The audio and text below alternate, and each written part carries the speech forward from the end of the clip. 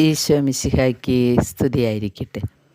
പ്രിയ സഹോദരങ്ങളെ, പരിശുദ്ധ അമ്മയുടെ വിമല ഹൃദയത്തിലെ സ്നേഹാഗ്നി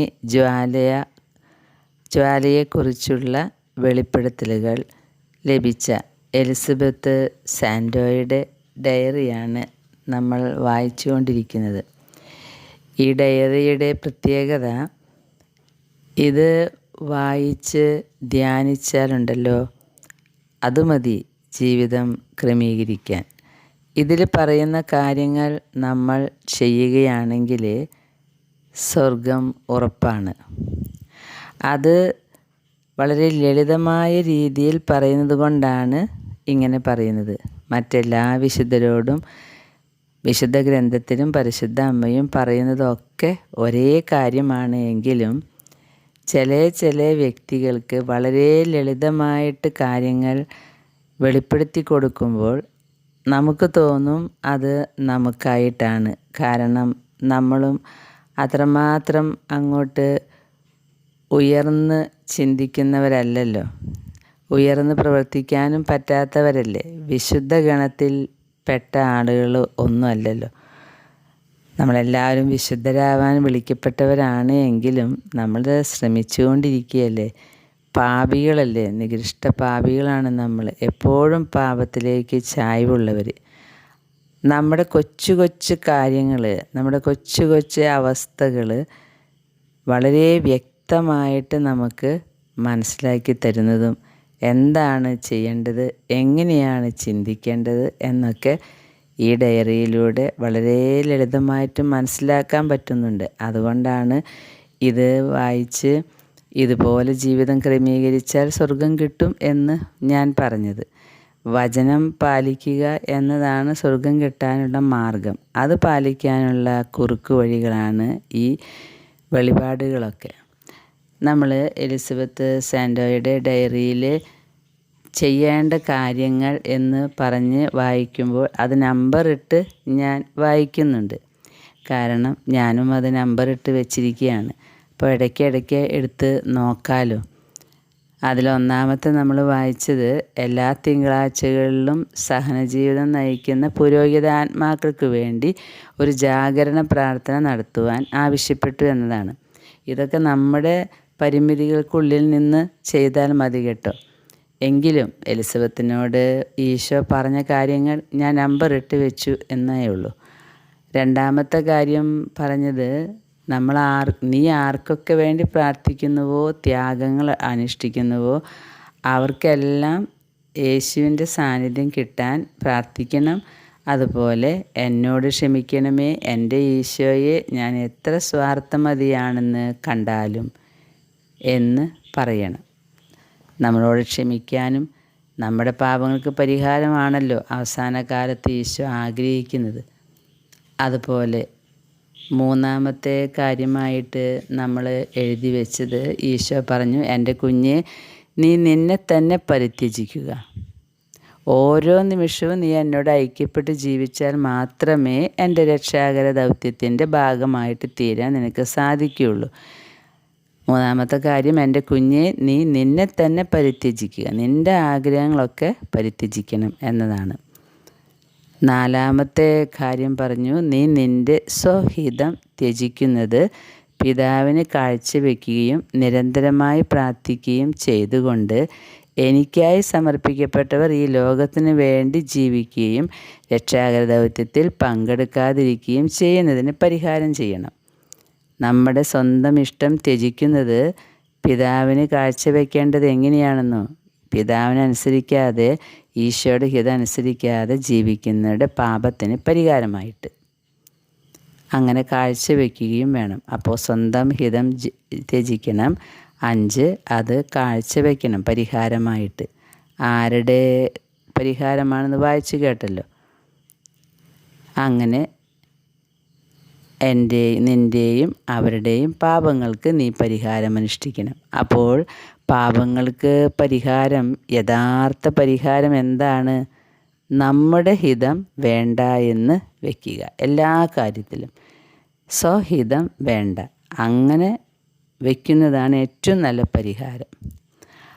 6 ഈശോ പറഞ്ഞു സഹിക്കേണ്ടി വരുന്ന ഒരു സന്ദർഭവും നീ പാഴാക്കരുത് എന്ന്.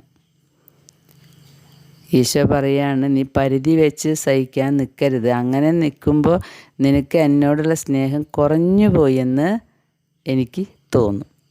അപ്പോൾ സഹിക്കണം എന്നുള്ളതാണ് ഈശോയോടുള്ള സ്നേഹം ഉണ്ടെന്ന് ഈശോയ്ക്ക് തോന്നണമെങ്കിൽ ഈശോ തരുന്ന സഹനങ്ങൾ സഹിക്കണം പരാതി കൂടാതെ. അപ്പോൾ സഹിക്കുക എന്നുള്ളതാണ് ഈശോയ്ക്ക് സന്തോഷം.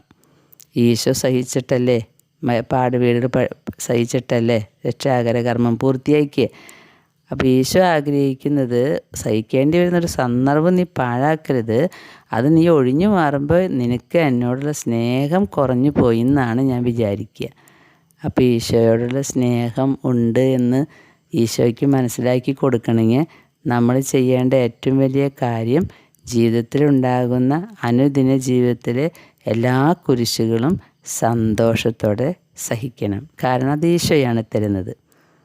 അടുത്ത കാര്യം, 7ാമത്തെ കാര്യം, കുറേ കാര്യങ്ങൾ പറഞ്ഞിട്ടുണ്ട്. അതായത് വ്യാഴാഴ്ചയും വെള്ളിയാഴ്ചയും ബ്രെഡും വെള്ളവും മാത്രം കഴിച്ച് 12 പുരോഹിതന്മാർക്ക് വേണ്ടി പ്രാർത്ഥിക്കാൻ പറഞ്ഞു.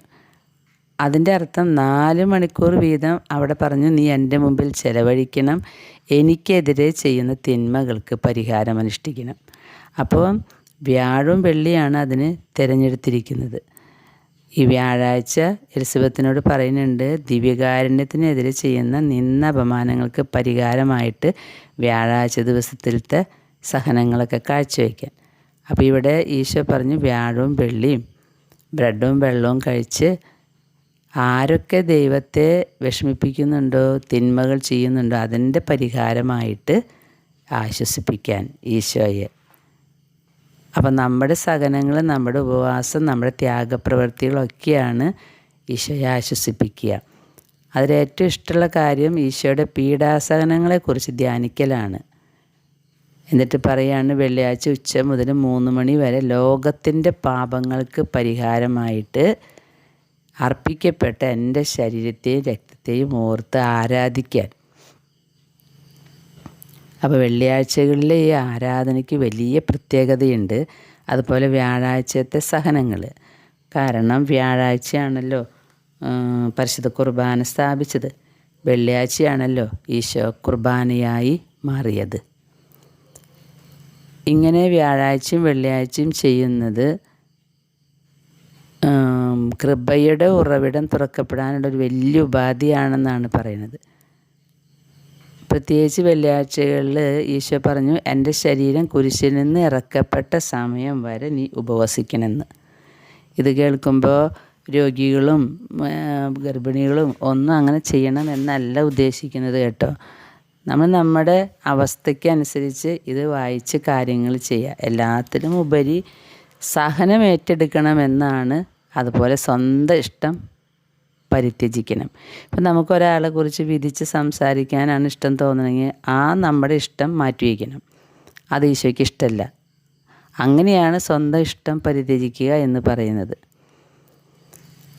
അപ്പോൾ പിന്നെ ഈശോയുടെ പീഡാസഹനങ്ങളിൽ നമ്മൾ ഭാഗഭാക്കാകുന്നു, ഈശോയെ ആശ്വസിപ്പിക്കുകയും ചെയ്യുന്നു. അങ്ങനെ ഇതൊക്കെ ചെയ്താൽ കൃപ വരും, കൃപകളുടെ ഒഴുക്ക് വരും, കൃപയുടെ ഉറവ തുറക്കപ്പെടുമെന്നാണ് പറയുന്നത് ഈ കാര്യങ്ങൾ ചെയ്താൽ. പിന്നെ നീ എൻ്റെ ഹൃദയത്തിന് പ്രിയങ്കരിയായി തീരും, അങ്ങനെയാണ് പറയുന്നത്. അപ്പോൾ നമുക്ക് നോക്കാം, വ്യാഴാഴ്ചയും വെള്ളിയാഴ്ചയും പ്രത്യേകമായിട്ട് നമുക്ക് ധ്യാനിക്കാം. വ്യാഴാഴ്ച കുർബാന സ്ഥാപിച്ച ദിവസമാണ്. കുർബാനയ്ക്കെതിരെ മനുഷ്യമക്കൾ ചെയ്യുന്ന നിന്ന അപമാനങ്ങൾക്ക് പരിഹാരമായിട്ട് വ്യാഴാഴ്ച ദിവസത്തെ സഹനങ്ങൾ കാഴ്ചവെക്കാം. വെള്ളിയാഴ്ച നമുക്ക് ആലോചിക്കാം, പരിശുദ്ധ കുർബാനയായി തീർന്ന ദിവസമാണ് ഈശോയുടെ ശരീരം കുരിശിൽ കിടക്കുകയാണ്. അത് ഇറക്കുന്നത് വരെ നമുക്ക് ആ ഒരു ബോധ്യത്തോടെ ജീവിക്കാൻ ശ്രമിക്കാം.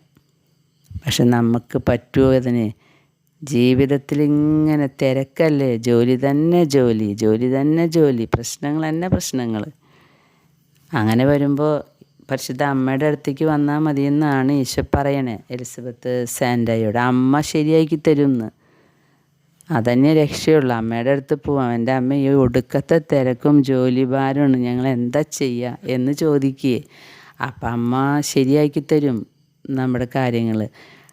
ജോലി ഭാരം ഉണ്ടെങ്കിൽ വിഷമിക്കണ്ട കേട്ടോ. അത് തന്നെയാണ് സഹനം. കാരണം നമുക്ക് ഒരു സ്ഥലത്ത് ഇരുന്ന് പ്രാർത്ഥിക്കണമെന്നാണ് തോന്നണേ, അല്ലെങ്കിൽ ഒന്ന് റെസ്റ്റ് ചെയ്യണമെന്നാണ് തോന്നണേ. നിൻ്റെ ജീവിതത്തിൽ അത് കിട്ടണില്ല എങ്കിൽ അത് ദൈവം നിനക്ക് അനുവദിച്ച് തന്ന ഭാരമാണ്. അപ്പോൾ എൻ്റെ ഹിതം വേണ്ട, ഈശോയുടെ ഹിതം നടക്കട്ടെ. ഈ ജോലിയും സഹനവും വേദനയും ഒക്കെ ഞാൻ ഏറ്റെടുക്കട്ടെ. എന്നിട്ട് ഈശോയുടെ പീഡാസഹനത്തിൽ ഈശോനെ ആശ്വസിപ്പിക്കാൻ ഇത് കാഴ്ചവെക്കാം, സന്തോഷത്തോടു കൂടെ സ്വീകരിച്ചിട്ട്. ചുരുക്കി പറഞ്ഞാൽ നമ്മുടെ ഇഷ്ടത്തിനനുസരിച്ച് കാര്യങ്ങൾ നടന്നിട്ടുണ്ടെങ്കിൽ പിന്നെ ഈശോയ്ക്ക് പ്രിയങ്കരി ആവില്ല. നമ്മുടെ ഇഷ്ടത്തിനനുസരിക്കാതെ കാര്യങ്ങൾ നടന്നിട്ടുണ്ടെങ്കിലാണ് ഈശോയുടെ വേദനയിൽ ആശ്വാസം കിട്ടുക.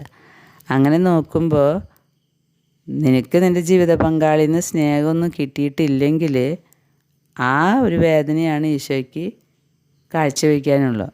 നിൻ്റെ കാര്യങ്ങളൊക്കെ സാധാരണ പോലെ പോയിട്ടുണ്ടെങ്കിൽ ജീവിത പങ്കാളി സ്നേഹിക്കുന്നു, അമ്മയും അപ്പനും സ്നേഹിക്കുന്നു, മക്കൾ സ്നേഹിക്കുന്നു, അങ്ങനെ എല്ലാവരും സ്നേഹിക്കുന്നു, സുഖമായ ജീവിതം മുന്നോട്ട് പോകുന്നു. അങ്ങനെ പോകുമ്പോൾ ഇടയ്ക്ക് ഓർത്തോളോ, ഇത് ഒരു നല്ല അവസ്ഥയല്ല.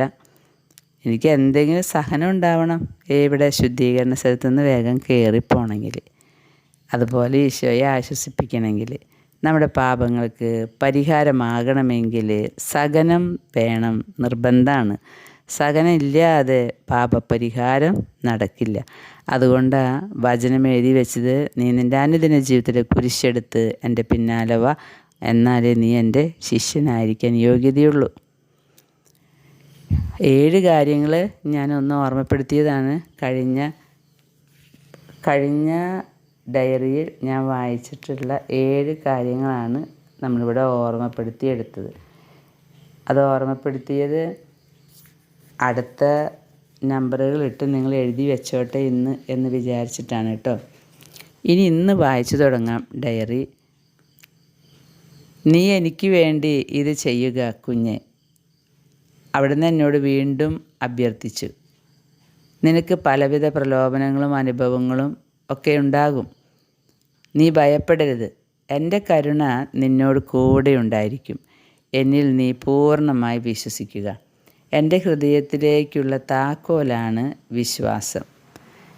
പ്രിയ കൂട്ടുകാരെ, ഇത് നമുക്ക് നോട്ട് ചെയ്ത് വയ്ക്കാം. ഈശോയുടെ ഹൃദയത്തിലേക്കുള്ള താക്കോലാണ് വിശ്വസിക്കുക എന്നത്.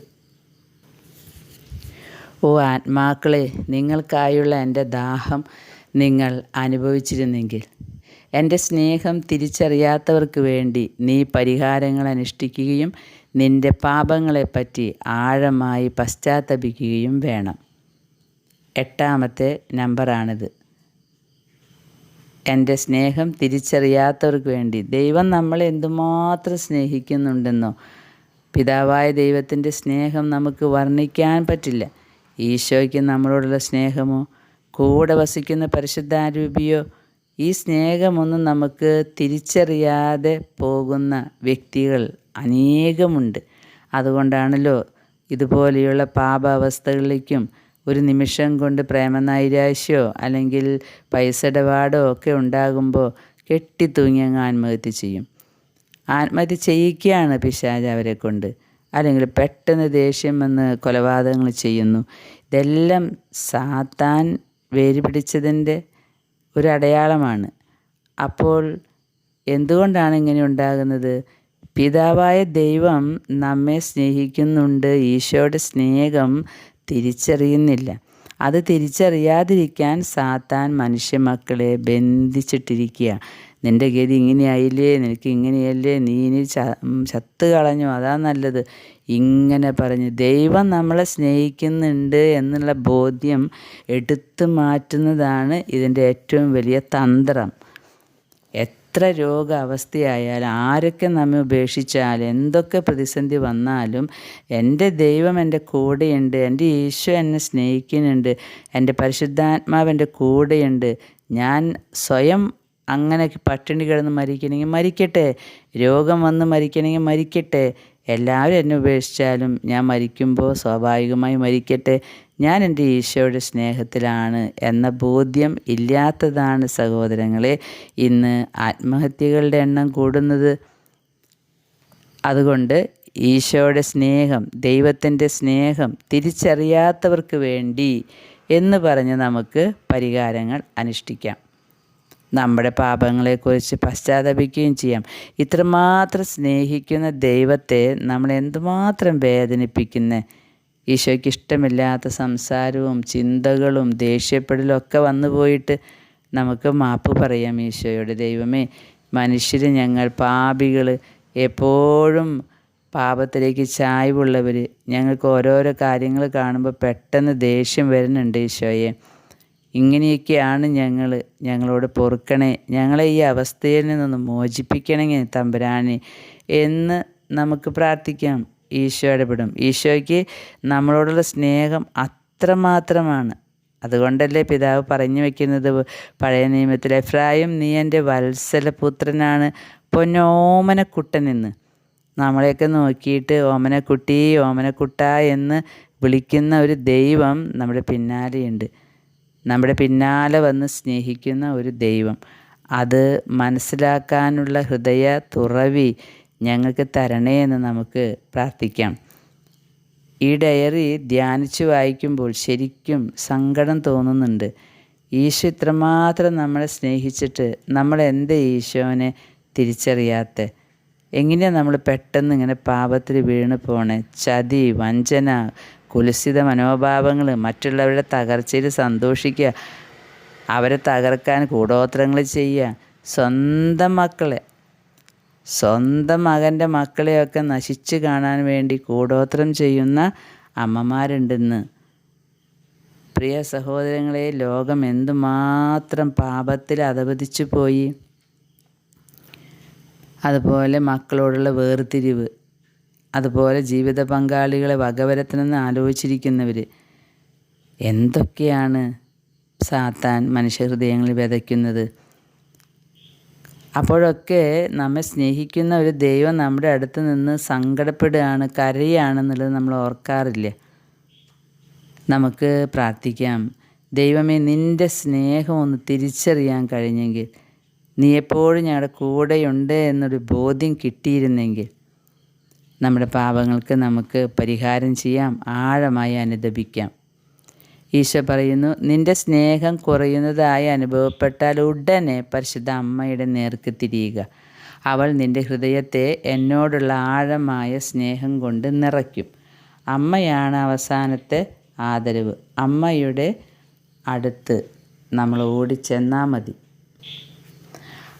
അമ്മയുടെ വിമല ഹൃദയത്തിലെ സ്നേഹാഗ്നി ജ്വാല നമ്മെ നയിക്കും. ആ ജ്വാലയിൽ നമ്മൾ പവിത്രീകരിക്കപ്പെടും. ഈശോ പറയുന്നു, അവൾ നിൻ്റെ ഹൃദയത്തെ എന്നോടുള്ള ആഴമായ സ്നേഹം കൊണ്ട് നിറയ്ക്കും. എൻ്റെ വിശുദ്ധ തിരുമുറിവുകളെപ്പറ്റി ധ്യാനിക്കാൻ മടുപ്പ് തോന്നരുത്. ഇത് നിനക്ക് അളവില്ലാത്ത ശക്തി എപ്പോഴും നൽകും. നിന്നെ തന്നെ പരമപിതാവിന് സമർപ്പിക്കുകയും പരിശുദ്ധ തൃത്വത്തോടൊപ്പം നീ ജീവിക്കുകയും ചെയ്യുക. പരീക്ഷണങ്ങളിലും പ്രലോഭനങ്ങളിലും പരിശുദ്ധ അമ്മയുടെ കാപ്പയ്ക്ക് കീഴിൽ സങ്കേതം കണ്ടെത്തുക. ഇത് 10ാമത്തെ കാര്യമാണ് കേട്ടോ ചെയ്യേണ്ടത്. 8ാമത്തെ വായിച്ചു, എൻ്റെ സ്നേഹം തിരിച്ചറിയാത്തവർക്ക് വേണ്ടി പരിഹാരങ്ങൾ അനുഷ്ഠിക്കുക. 9 പരിശുദ്ധ അമ്മയുടെ നേർക്ക് തിരിയുക. 10 അമ്മയുടെ കാപ്പയ്ക്കുള്ളിൽ സങ്കേതം കണ്ടെത്തുക. നിന്നെ നിരന്തരമായിട്ട് ശല്യപ്പെടുത്തുന്ന തിന്മയിൽ നിന്നും അവൾ നിന്നെ സംരക്ഷിച്ചുകൊള്ളും. ഞാൻ എപ്പോഴും നിന്നോടുകൂടെ ഉണ്ടായിരിക്കും. നീ സ്ഥിരതയോടെ എൻ്റെ സമീപത്തായിരിക്കുക. ഒന്നിനും ആർക്കും നിന്നെ എന്നിൽ നിന്ന് അകറ്റാനാവുകയില്ല. ഈ വാക്കുകൾ ഒരു വ്യക്തിക്ക് വേണ്ടിയല്ല, സകല വിശ്വാസികൾക്കും വേണ്ടിയുള്ളതാണ് എന്നുകൂടെ എഴുതിയിട്ടുണ്ട്. 11ാമത്തെ കാര്യം, നിൻ്റെ എളിമ വളരെ വലുതായിരിക്കുകയും നിൻ്റെ സ്നേഹവും കാരുണ്യവും നീയുമായി ഇടപെടുന്ന മറ്റുള്ളവരിലേക്ക് ഒഴുക്കുകയും ചെയ്യേണ്ടിയിരിക്കുന്നു. 11ാമത്തെ ചിന്ത, നമ്മൾ നമ്മുടെ ജീവിതത്തിൽ കൊണ്ടുവരേണ്ടത് എളിമയാണ്. എളിമ. എല്ലാവരുടെ മുമ്പിലും എളിമയോടെ സംസാരിക്കാൻ. നമ്മളാണ് വലുത്, നമ്മളെന്തോ ആണ്, നമുക്ക് മാത്രമേ ഇങ്ങനെയുള്ളൂ എന്നുള്ളൊരു മനോഭാവത്തോടു കൂടെ ഹൃദയം നിറയുമ്പോൾ നമ്മുടെ സംസാരവും മാറും. അപ്പോൾ പരിശുദ്ധ അമ്മയുടെ ഏറ്റവും വലിയ സുഹൃതമാണ് എളിമ. അത് നമുക്കുണ്ടാകാൻ ശ്രമിക്കണം. എൻ്റെ കുഞ്ഞെ, നിന്നെക്കുറിച്ച് വളരെ കുറച്ച് പേർ മാത്രം മനസ്സിലാക്കിയാൽ മതി.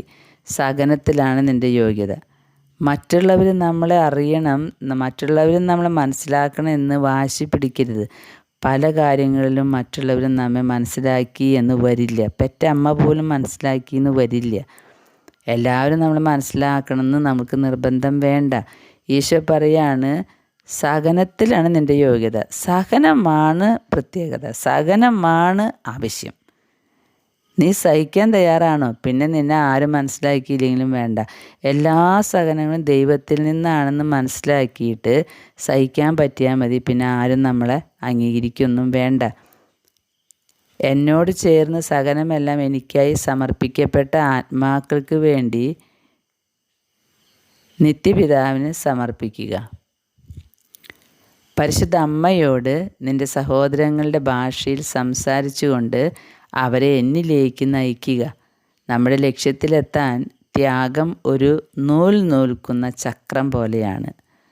13ാമത്തെ കാര്യമാണ്, നമ്മുടെ ലക്ഷ്യത്തിൽ എത്താൻ ത്യാഗം ഒരു നൂൽ നൂൽക്കുന്ന ചക്രം. ത്യാഗമാണ് നമ്മെ ലക്ഷ്യത്തിലേക്ക് ബന്ധിപ്പിക്കുന്നത്. സ്നേഹത്തിന് വേണ്ടി എന്നോട് ചോദിക്കുക, എന്നിൽ നിന്ന് സ്വീകരിക്കുക. എപ്പോഴും ത്യാഗങ്ങൾ കാഴ്ചവെക്കുക. നിന്നെ സൃഷ്ടിച്ച നിത്യപിതാവിനറിയാം നീ എത്ര ശാഠ്യക്കാരിയാണെന്ന്. അത് നീ എൻ്റെ ഹൃദയത്തിന് അനുസൃതമായി മാറ്റിയെടുക്കണം. ഇപ്പോൾ മുതൽ നീ പൊരുതേണ്ടത് തിന്മയോട് മാത്രമാണ്. പ്രിയ കൂട്ടുകാരെ, ഈശോയുടെ ഹൃദയത്തിന് അനുസൃതമായി നമ്മുടെ ഹൃദയം മാറ്റിയെടുക്കുക എന്നുള്ളതാണ് നമ്മുടെ ലക്ഷ്യം. ആ ലക്ഷ്യം പൂർത്തീകരിക്കുക എന്ന് പറഞ്ഞാൽ നമ്മൾ തിന്മയോട് പോരാടുകയാണ്. ആത്മവിശ്വാസത്തോടു കൂടെ എന്നെ നോക്കുക. അനേകം അനുഗ്രഹങ്ങൾക്കായി വീണ്ടും വീണ്ടും പ്രാർത്ഥിക്കുക. നിൻ്റെ കുടുംബത്തിൽ നീയൊരു ജ്വലിക്കുന്ന ത്യാഗമായി മാറുക. അടിക്കടി സഹനങ്ങൾ വരും, ത്യാഗങ്ങൾ സമർപ്പിക്കാൻ കുറേ കഷ്ടപ്പാടുകൾ വരും. എന്താ ഇത് എനിക്ക് മാത്രം ഇങ്ങനെ വരണേ എന്ന് വിചാരിക്കേണ്ട. അത് നിൻ്റെ കുടുംബത്തിൽ നിന്നെയാണ് ജ്വലിക്കുന്ന സ്നേഹമായിട്ട്, ജ്വലിക്കുന്ന ത്യാഗമായിട്ട് തിരഞ്ഞെടുത്തിരിക്കുന്നത്. നിൻ്റെ ത്യാഗവും നിൻ്റെ സഹനവുമാണ് ആ കുടുംബത്തിനെ പിടിച്ചു നിർത്തുന്നത്. പ്രത്യക്ഷത്തിൽ നോക്കിയാൽ ആർക്കൊന്നും മനസ്സിലാവില്ല. പക്ഷെ അങ്ങനെയാണ്. ഒരു വ്യക്തിയെ ഒരു കുടുംബത്തിൽ തിരഞ്ഞെടുക്കുന്നുണ്ടെങ്കിൽ ആ വ്യക്തിക്ക് മാത്രം ഇതുപോലെ സഹനങ്ങൾ വരുന്നുണ്ടെങ്കിൽ ഓർക്കുക, ആ കുടുംബം നിലനിൽക്കുന്നത് നിൻ്റെ സഹനത്തിലൂടെയാണ്. അതുപോലൊരു സമൂഹ ജീവിതത്തിലുള്ള മക്കൾക്ക് കുറച്ച് പേർക്ക് മാത്രമേ ഇങ്ങനെ സഹനമുള്ളൂ, മറ്റുള്ളവരൊക്കെ ഈസിയായിട്ട് ജീവിക്കുകയാണല്ലോ എന്ന് തോന്നുമ്പോൾ ഓർക്കുക, നിങ്ങളിൽ കൂടെയാണ് ആ സമൂഹം നിലനിർത്തിക്കൊണ്ട് പോകുന്നത്. എത്ര വലിയ ഉത്തരവാദിത്തമാണ് ദൈവം നമ്മുടെ ചുമലിൽ വെച്ച് തരുന്നത്. എപ്പോഴും നമുക്ക് ഓർക്കാം, അർത്ഥരഹിതവുമായി തോന്നുന്ന, ചെറുതും അർത്ഥരഹിതവുമായി തോന്നുന്ന ത്യാഗങ്ങളാണ് എന്നെ കൂടുതലായി സന്തോഷിപ്പിക്കുക. നമ്മൾ വിചാരിക്കും അടുക്കളപ്പണി ഇങ്ങനെ എടുത്തിട്ടും കഴിയുന്നില്ല. അങ്ങനെ കഴിയാതിരിക്കുമ്പോൾ നമ്മൾ വിചാരിക്കും എനിക്ക് പ്രാർത്ഥിക്കാൻ ഒരു സമയവുമില്ല. ഈ പണി തന്നെ പണി, വെച്ച് വിളമ്പി ഇങ്ങനെ നിൽക്കുക. എന്തൊരു വിധി! പ്രിയ സഹോദരങ്ങളെ, നമുക്ക് തോന്നും ഇത് അർത്ഥരഹിതമാണ് ഈ അടുക്കളപ്പണി. അല്ലെങ്കിൽ പറമ്പിൽ കളയ്ക്കുക, പുല്ല് പറിക്കുക, പിന്നെ നനയ്ക്കുക. ഇത് എന്തൊരു കഷ്ടം പറമ്പ് പണി. അത് ഈശോയുടെ ഹിതമാണ് എന്ന് തിരിച്ചറിയാൻ നമുക്ക് പറ്റണില്ല. നമ്മൾ വിചാരിക്കുക എപ്പോഴും ഈ പറമ്പ് പണി തന്നെ, അല്ലെങ്കിൽ എപ്പോഴും ഈ കുട്ടികളുടെ കാര്യം നോക്കി നിൽക്കൽ തന്നെ, എപ്പോഴും ഈ ഓഫീസിൽ പോയിരിക്കുക തന്നെ, ഇരിപ്പ് തന്നെ, ഒന്നിനൊരു നേരമില്ല. പണി എടുത്തിട്ടും കഴിയുന്നില്ല. എത്ര ജോലി എടുത്താലും ഒരു നല്ല വാക്ക് കിട്ടണമില്ല. പിന്നെ എടുത്തത് പോരാ എന്ന് മേലധികാരികൾ പറഞ്ഞുകൊണ്ടിരിക്കും. അതൊക്കെ നമുക്ക് തോന്നും ഇതൊക്കെ ഇട്ടിട്ട് വല്ല പ്രാർത്ഥനയ്ക്ക് ചെന്നിരിക്കുകയായിരുന്നു, അല്ലെങ്കിൽ സ്വസ്ഥമായിട്ടൊന്ന് ഇരിക്കുകയായിരുന്നു. പക്ഷേ ഈശോ പറയാണ്, നിനക്ക് അർത്ഥമില്ല എന്ന് തോന്നുന്ന ഈ സഹനങ്ങൾ അതാണ് എന്നെ കൂടുതലായിട്ട് സന്തോഷിപ്പിക്കണേ. ഈശോനെ സന്തോഷിപ്പിക്കുന്നത് ഈ അർത്ഥമില്ല എന്ന് തോന്നുന്ന സഹനങ്ങളാണ്. ഈശോ പറയുന്നു, നീ എൻ്റെ അടുത്തേക്ക് വന്ന് ഞാൻ എത്ര ഏകാഗിയാണെന്ന് ഉപേക്ഷിക്കപ്പെട്ടവനാണെന്നും നീ നോക്ക്. സഹനങ്ങൾ കൂടുമ്പോൾ നമുക്ക് ഓർത്താൽ മതി ഈശോ അവിടെ ഒറ്റപ്പെട്ടിരിക്കണം എന്നാണ് പറയണേ. എങ്ങനെയാണ് ഒറ്റപ്പെടുന്നതെന്നറിയോ? ഈ ലോകത്തിൻ്റെ പാപങ്ങൾ വർദ്ധിക്കുമ്പോൾ ഉപേക്ഷിക്കപ്പെട്ടവനാകുകയാണ് ഈശോ. വളരെ ചെറിയ കാര്യങ്ങളെ നിനക്ക് നൽകാനാവൂ എന്ന് നീ പരിതപിക്കേണ്ട. നീ തന്നെ നിസ്സാരമായിട്ട് നിലകൊള്ളുക. വീഞ്ഞിൽ കലരുന്ന ഒരു തുള്ളി വെള്ളമെന്ന പോലെ നീ എന്നിൽ അലിയുക. നമ്മളെപ്പോഴും വിചാരിക്കരുത് ഞാൻ ഇത്രയൊക്കെയല്ലേ ചെയ്യുന്നുള്ളൂ, എനിക്കൊന്നും പറ്റണില്ലല്ലോ, അങ്ങനെ വിചാരിക്കണ്ട എന്ന്. അതായത് ഒരു ഗ്ലാസ് വീഞ്ഞിരിക്കണേൽ ഒരു തുള്ളി വെള്ളമായാൽ മതി. ഒരു ഗ്ലാസ് വീഞ്ഞിൻ തുള്ളി ആയില്ലല്ലോ എന്ന് നീ പേടിക്കണ്ട. നീ സാധാരണ ഒരു വെള്ളത്തുള്ളി തന്നെ ആയാൽ മതി. ആ വെള്ളത്തുള്ളി ഈ വീഞ്ഞിൽ ലയിക്കാനായിട്ട് നീ ശ്രമിക്കുക. അപ്പോൾ നീയും ആ ഒരു ഗ്ലാസ് വീഞ്ഞിനെ പോലെയാവും. നമ്മൾക്ക് ഇത്രയല്ലേ പറ്റിയുള്ളൂ എന്ന് വിചാരിച്ച് ഉത്കണ്ഠപ്പെടേണ്ടെന്ന്. ഇത് കേട്ടപ്പോൾ എലിസബത്ത് പറഞ്ഞു, കർത്താവായ ഈശോയെ, ഞാൻ വെറും ഒരു തുടക്കക്കാരിയാണല്ലോ. അപ്പോൾ തുടക്കക്കാരികൾക്കുള്ള ഒരു ഉപദേശം. അപ്പോൾ ഓർക്കുകയാണ്, എപ്രകാരമാണ് ജനനം മുതൽ കർത്താവ് അവളെ ഒരുക്കിയത്. കർത്താവ് പറയാണ്, എൻ്റെ മകളെ നിരാശപ്പെടരുത്. ഒരു ദിവസം നീ എന്നെ സ്നേഹിക്കാൻ തുടങ്ങിയേ പറ്റൂ. ഒന്ന് ഓർത്തു നോക്ക്, നിൻ്റെ ചെറുപ്പകാലത്ത് നീ വിദ്യ അഭ്യസിക്കാൻ എത്രയേറെ ആഗ്രഹിച്ചിട്ടും അതിനവസരം ലഭിച്ചില്ല. ഞാൻ നിൻ്റെ മുമ്പിൽ ബുദ്ധിമുട്ടുകൾ കൊണ്ടുവന്നത് നീ വിദ്യാഭ്യാസം ഇല്ലാത്തവളായിരിക്കാൻ ഞാൻ ആഗ്രഹിച്ചതുകൊണ്ടാണ്. കാരണം എനിക്ക് നിന്നെപ്പറ്റി പദ്ധതികളുണ്ടായിരുന്നു. നിന്നെ ആദ്യം പക്വതയുള്ളവളാക്കിയിട്ട് എൻ്റെ ഉദ്ദേശങ്ങൾക്ക് ഉപയോഗിക്കേണ്ടി വന്നു. എൻ്റെ കർത്താവേ, എത്രയോ പ്രാവശ്യം ഒരു ഫലവുമില്ലാതെ അവിടുന്ന് എൻ്റെ നേർക്ക് കാരുണ്യം ചൊരിഞ്ഞിട്ടുണ്ട്. മറ്റു വഴികൾ തേടിപ്പോയി ഞാൻ നിന്നെ പലവട്ടം ഒഴിവാക്കിയിട്ടുണ്ട്. എലിസബത്ത് ചോദിക്കുകയാണ്. അപ്പോൾ ഈശോ പറയുന്നുണ്ട്, നീ ഒന്ന് ഓർത്തു നോക്കിക്കേ. ഏതാനും മാസങ്ങൾക്ക് മുമ്പേ നീ സ്വതന്ത്ര സർവകലാശാലയിൽ നിൻ്റെ പേര് രജിസ്റ്റർ ചെയ്യാനുള്ള ഒരുക്കത്തിലായിരുന്നു ഇല്ലേ? പക്ഷേ ഞാൻ ആ വഴി അടച്ച് എൻ്റെ വിദ്യാലയത്തിൽ നിൻ്റെ പേര് ചേർക്കുകയാണ് ഉണ്ടായത്. ഇനി സന്തോഷമുള്ള നല്ലൊരു വിദ്യാർത്ഥിനിയായിരിക്കുക. ഞാനാണ് നിൻ്റെ ഗുരു. എന്നിൽ നിന്നും പഠിക്കുക. മറ്റൊന്നിലും ശ്രദ്ധ ചെലുത്താതെ പ്രഭാതം മുതൽ പ്രദോഷം വരെ ഞാൻ നിന്നോട് കൂടെയുണ്ടെന്ന് ചിന്തിക്കുക. അവൾ മറുപടി പറഞ്ഞു, ശരി കർത്താവേ, എന്നാൽ അവിടുത്തെ മനസ്സിലാക്കാൻ എനിക്ക് പറ്റണില്ല. ഈശോ പറഞ്ഞു, അത് ശരിയാണ് കുഞ്ഞ്. ഞാൻ അവിടുത്തെ വേദനിപ്പിച്ച അനേകം സംഭവങ്ങൾ അവിടുന്ന് എന്നെ കാണിച്ചു തന്നു. കൂട്ടുകാരോടൊപ്പം ഒരു ദേവാലയത്തിന് സമീപം നിന്ന് അവരോട് യാത്ര പറഞ്ഞു. എന്നാൽ ഈശോയോട് യാത്രാവന്ദനം പറഞ്ഞില്ല. ഭാവിയിൽ മുട്ടുകുത്തി പ്രാർത്ഥിക്കുമ്പോൾ ഞാൻ പരിഹാരമായി ആഴമായി അവിടുത്തെ സ്നേഹിക്കും. എലിസബത്ത് സാൻഡോ ഓർത്തെടുത്തൊരു പാപമാണ് കേട്ടോ. ദേവാലയത്തിൽ നിന്ന് മടങ്ങുമ്പോൾ കൂട്ടുകാരോടൊക്കെ യാത്ര പറഞ്ഞു, പക്ഷേ ഈശോയോട് യാത്രാവന്ദനം പറഞ്ഞില്ല. അപ്പോൾ ഈശോ പറയാണ്, നീ ഇത്തരം കാര്യങ്ങൾ മറക്കുമ്പോൾ ഞാൻ കുറേ ദുഃഖിക്കുന്നുണ്ട് കേട്ടോ എന്ന്. അപ്പം നമ്മളെപ്പോഴും ഈശോ നമ്മുടെ കൂടെ നടക്കുന്നുണ്ട് എന്ന് ഓർത്ത് ഈശോയോട് സംസാരിച്ചുകൊണ്ടിരിക്കണം. ഈശോ ആഗ്രഹിക്കുന്നുണ്ട് നമ്മൾ സ്നേഹത്തോടെ ഒന്ന് നോക്കുക, ഒരു ടാറ്റ പറയുക, ഒരു ഉമ്മ കൊടുക്കുക, ഞാൻ നിന്നെ സ്നേഹിക്കുന്നുണ്ട് കേട്ടോ എന്ന് പറയുക, പാപത്തിൽ നിന്ന് വിട്ടു നിൽക്കുക, നമ്മുടെ ഇഷ്ടത്തിന് വിപരീതമായിട്ട് കാര്യങ്ങൾ നടക്കുമ്പോൾ പിറുപിറുക്കാതിരിക്കുക. ഇത് പറഞ്ഞപ്പോൾ ആഴമായ അനുതാപം കൊണ്ട് എലിസബത്തിൻ്റെ കണ്ണുകൾ നിറഞ്ഞു എന്നാണ് പറയുന്നത്. പ്രിയ സഹോദരങ്ങളെ, ഞാൻ 16ാമത്തെ കാര്യമായിട്ട് ഇട്ടിട്ടുള്ളത് ഈ യാത്രാവന്ദനം പറയാത്ത കാര്യമാണ് കേട്ടോ.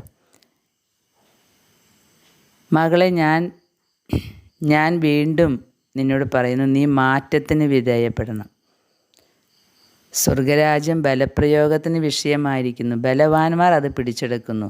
ബലവാന്മാർ എന്ന് പറഞ്ഞാൽ കായിക ശക്തിയല്ല, നമ്മുടെ ഇഷ്ടം ത്യജിച്ച് ഈശോയുടെ ഇഷ്ടത്തിനനുസരിച്ച് ജീവിക്കുക എന്ന് പറഞ്ഞാൽ കുറച്ച് ബലം പ്രയോഗിക്കണം നമ്മുടെ മനസ്സിന്. അതുകൊണ്ടാണ് ഈശോ പറഞ്ഞ്, ഞാൻ നിന്നോട് പറയണം, നീ മാറ്റത്തിന് വിധേയപ്പെടണം, ഞാൻ നിന്നെ സഹായിക്കാം. എന്നാൽ നീ നിൻ്റെ മുഴുവൻ ശക്തിയോടും കൂടി ഈ മാറ്റത്തിന് ശ്രമിക്കണം.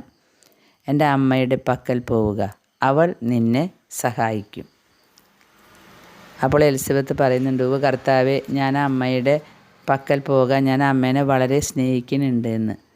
അവൾ എന്നെ വിളിച്ച് തൻ്റെ മകനെ ആരാധിക്കാനും ആശ്വസിപ്പിക്കാനും ആഹ്വാനം ചെയ്യുന്നുണ്ട്.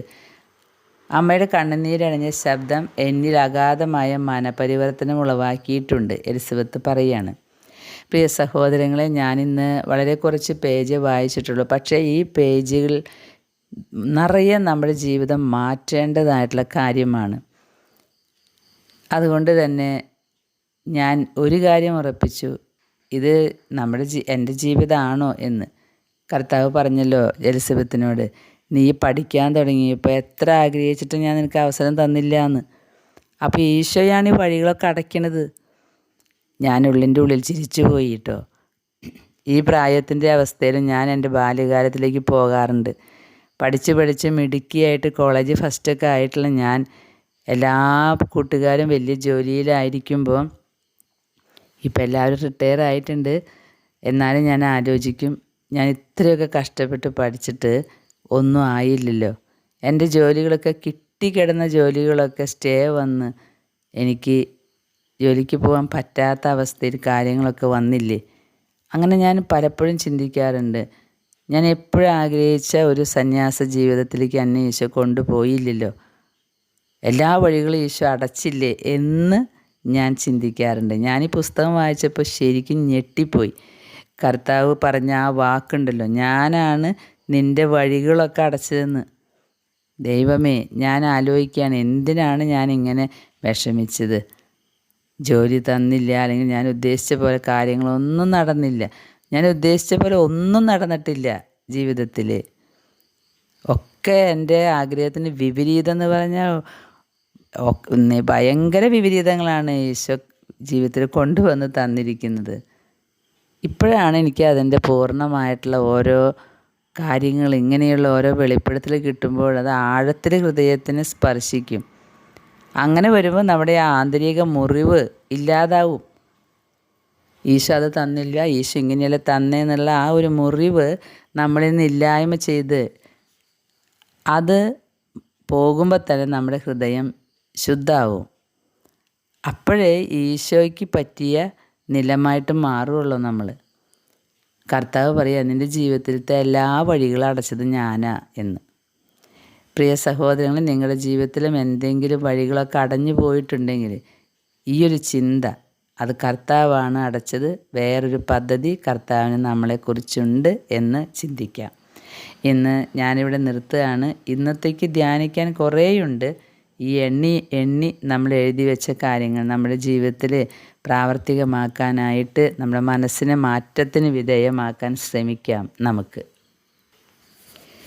ഈശോ ആഗ്രഹിക്കുന്നത് പോലെ ഒരു മാറ്റം നമ്മിൽ വരാനായിട്ട് ചില നിമിത്തങ്ങളുണ്ട്, കാരണങ്ങൾ. ചിലപ്പോൾ ഈ ഒരു ഡയറിയിലൂടെ നമ്മൾ കടന്നു പോകുമ്പോൾ നമുക്ക് പെട്ടെന്നൊരു മാറ്റം വരാം. അതുപോലെ ഓരോ വിശുദ്ധ ജീവിതം കാണുമ്പോൾ, അതല്ലെങ്കിൽ ചിലപ്പോൾ ഒരു കൊച്ചുകുട്ടിയുടെ സംസാരം പെട്ടെന്ന് നമ്മളെ ടച്ച് ചെയ്യാം. ഏതെങ്കിലുമൊക്കെ വഴി കൂടെ മാറ്റത്തിന് വിധേയമാവുക എന്നതാണ് നമ്മുടെ ലക്ഷ്യം. ഇന്നത്തെ വിശുദ്ധ ജോൺ കാപ്പിസ്ത്രാനോ ആണല്ലോ. അദ്ദേഹം വലിയ പഠിപ്പുണ്ടായിരുന്ന ആളൊക്കെയാണ്. അങ്ങനെ ജയിലിൽ കിടക്കേണ്ടി വന്നു യുദ്ധത്തിൽ. അങ്ങനെ ജയിലിൽ കിടക്കുന്ന സമയത്താണ് വിശുദ്ധ ഫ്രാൻസിസ് അസീസിനെ സ്വപ്നത്തിൽ കാണുന്നത്. അതോടുകൂടെ ആളുടെ ജീവിതം മാറി. അപ്പോൾ ഒരു സ്വപ്നമാണ് ആളെ വിശുദ്ധനാക്കിയത്. പ്രിയ സഹോദരങ്ങൾ, അതുപോലെ എലിസബത്ത് സാൻഡോയുടെ ഈ ലളിതമായ ഡയറി, 6 കുട്ടികളുടെ അമ്മയാണ് കേട്ടോ, അല്ലാതെ വലിയ വലിയ കാര്യങ്ങളൊന്നും ചെയ്തിട്ടുള്ള ഒരു വ്യക്തിയല്ല. ആ ഒരു നിഷ്കളങ്ക മനസ്സിനോട് കർത്താവ് കൊടുത്ത നിഷ്കളങ്കമായ ഉപദേശങ്ങളാണ് നമ്മളെ, എനിക്ക് തോന്നുന്നു, വളരെയധികം മാറ്റം ഉണ്ടാകാനായിട്ട് സഹായിക്കുക. നമുക്ക് ശ്രമിക്കാം. ഓരോ കാര്യങ്ങളും ചെയ്യുമ്പോൾ ഈശോ എൻ്റെ കൂടെയുണ്ട്, ഈശോ എന്നെ എന്തുമാത്രം സ്നേഹിക്കണം, എൻ്റെ കാവൽമാലാകെ എൻ്റെ ഒപ്പമുണ്ട്, പരിശുദ്ധ അമ്മയുടെ കാപ്പയ്ക്ക് കീഴിലാണ് ഞാൻ. പരിശുദ്ധ അമ്മയുടെ വിമല ഹൃദയത്തിലെ സ്നേഹാഗ്നി ജ്വാല, ആ ജ്വാലയിൽ നമ്മൾ എത്തിപ്പെട്ടാൽ നമ്മളെ വേഗം ഈശ്വരടുത്തേക്ക് അമ്മ കൊണ്ടുപോകും. നമുക്ക് അമ്മയുടെ വിമല ഹൃദയത്തിലെ സ്നേഹാഗ്നി ജ്വാലയിലേക്ക് ഓടിയണയാം. ആ ജ്വാലയിൽ നമ്മളെ കത്തിയെരിപ്പിച്ച് അമ്മ വേണ്ടാത്തതൊക്കെ കളഞ്ഞ്, ആന്തരിക മുറിവുകളൊക്കെ കളഞ്ഞ്, ദേഷ്യം, കോപം, വെറുപ്പ് അതൊക്കെ കളഞ്ഞ് അമ്മ നമ്മളെ വെണ്മയുള്ളതാക്കിയിട്ട് ഈശോയ്ക്ക് കാഴ്ചവെക്കും. അതിനായിട്ട് നമുക്ക് അമ്മയുടെ പക്കലേക്ക് ഓടിയണയാം. മാലാഖമാരുടെ രാജ്ഞിയായ പരിശുദ്ധ അമ്മ, പ്രിയ സഹോദരങ്ങളെ, ഈ മാസത്തിൽ മാലാഖമാരെ എപ്പോഴും ഓർത്ത് ജപമാല ചൊല്ലി നമുക്ക് മാലാഖമാരെ സന്തോഷിപ്പിക്കുകയും ചെയ്യാം. മാലാഖമാരോട് ചേർന്ന് പിതാപുത്ര പവിത്രാത്മനെ ആരാധിച്ചുകൊണ്ടിരിക്കാം. ഓരോ മണിക്കൂറിലും നമ്മൾ മുമ്പ് വായിച്ചു കേട്ടല്ലോ, ഓരോ മണിക്കൂറിലും ദൈവസന്നിധിയിലിരുന്ന് ഹല്ലേലൂയ പാടുന്ന മാലാഖമാർ, ആയിരുന്നവനും ആയിരിക്കുന്നവനും വരാനിരിക്കുന്നവനുമായവൻ പരിശുദ്ധൻ പരിശുദ്ധൻ പരിശുദ്ധൻ എന്ന് പാടി സ്തുതിക്കുന്ന മാലാഖമാരുടെ സ്തുതിഗീതങ്ങളോട് ചേർന്ന് നമുക്കും ദൈവത്തെ ഓരോ നിമിഷവും ആരാധിക്കാം. പരിശുദ്ധ അമ്മയുടെ കാപ്പയ്ക്ക് കീഴിൽ നമ്മെ തന്നെ കാഴ്ചവെച്ചുകൊണ്ട് ആമീൻ.